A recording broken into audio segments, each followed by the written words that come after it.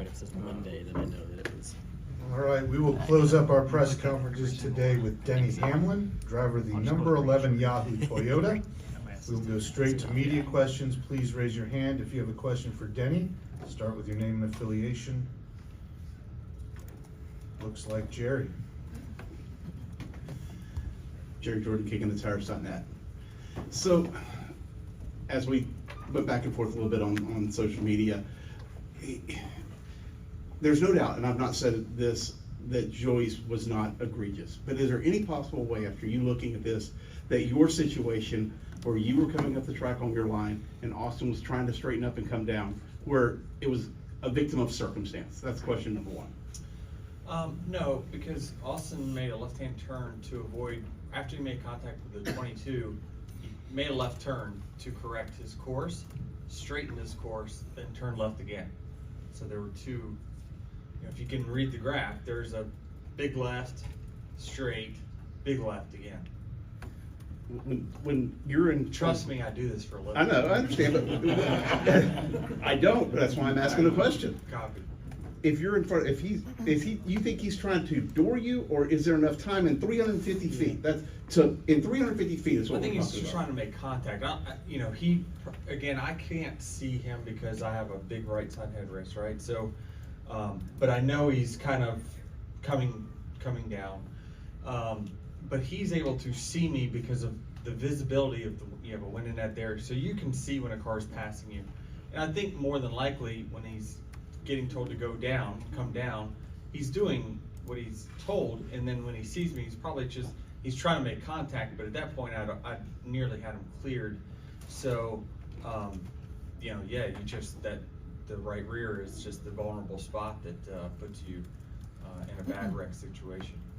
And obviously, you've talked about on your podcast and things of that nature, you like to look at the whole totality of the circumstances. In this situation, the system puts this on the table for a driver to be able to do this in order, because you've got to make the playoffs. How do we fix the system, and is it fixed now with this penalty? Man, I certainly hope so. I certainly would love to see it called in real time going forward. I think there's going to be an opportunity in a few weeks for NASCAR to perhaps use the bottom series to start to set precedents for us, to let people know that they're not going to put up with intentional wrecking for wins.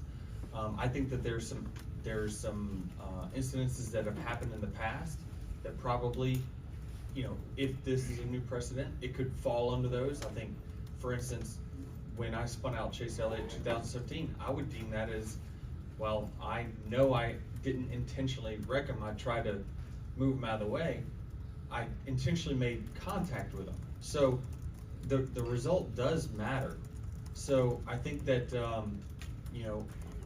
I watched a Cars Tour race 3 times. Someone got put to the back for spinning. It was just an easy call. It really is an easy call, but you have to give the people in the Tower liberty to do it.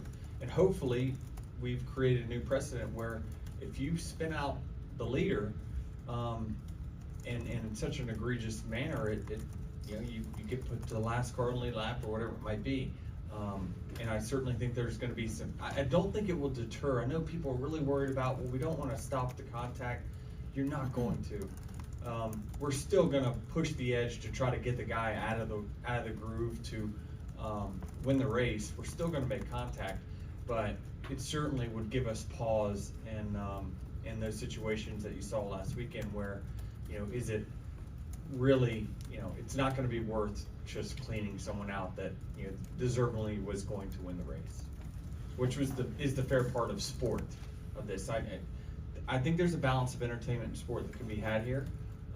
It's just a matter of, that's one where you need to really put your foot down and say, we've got to police the sporting aspect of this at that point.